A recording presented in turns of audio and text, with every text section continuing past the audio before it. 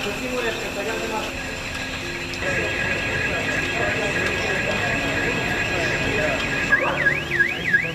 assessed that there were approximately 1,000 terrorists who participated in yesterday's invasion of Israel, about 1,000 bloodthirsty Palestinians who went house to house, building to building, in search for Israeli civilians, massacred.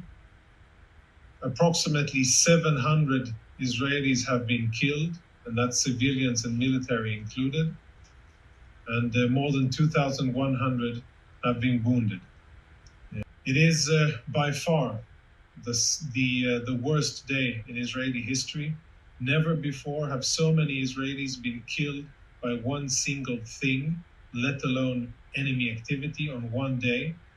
And if you're Americans and want to compare this to something in American history, then this could be a 9/11 and a Pearl Harbor wrapped into one. We have amassed around 100,000 reserve troops who are currently in southern Israel, preparing to execute the task that the Israeli government has designated the IDF to do. Our job is to make sure that at the end of this war, Hamas will no longer have any military capabilities to threaten Israeli civilians with. And in addition to that, we are also to make sure that Hamas will not be able to govern the Gaza Strip. Because you see, the situation today is fundamentally different than what it was 2 days ago.